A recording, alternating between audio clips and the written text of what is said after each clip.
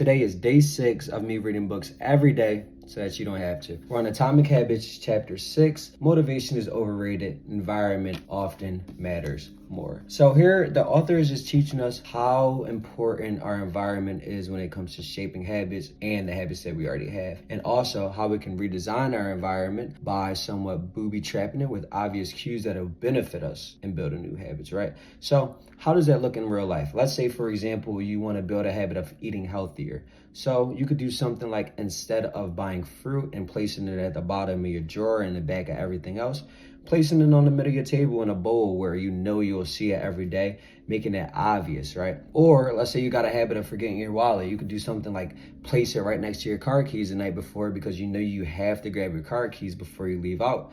And once again, you're making it obvious. So next, he talks about how our relationship associated with our environment shapes our habits, right? So this could be someone associating your living room with, after I have a long day at work or I'm stressed out, this is where I wind down and just watch TV or play the game.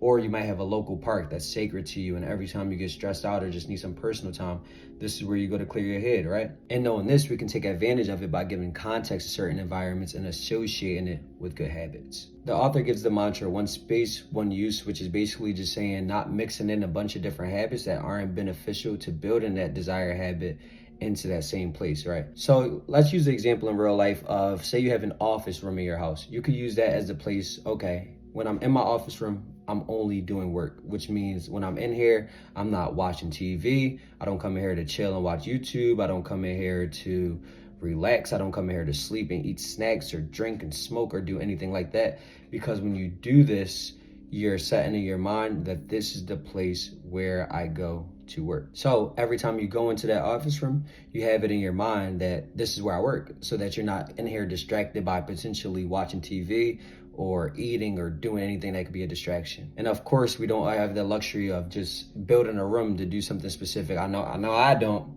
right? So the author says we could even do little things like, say, this chair in the corner is where I'm going to do my work, or the table in the living room I'm only going to eat on, or my bed is where I'm only sleeping. I'm not in here watching movies, things like that, right? So make it fit to your life. The author advises us whenever possible not to mix one habit with another, because when we start mixing context, you'll start mixing habits, and the easier one will usually win out, right?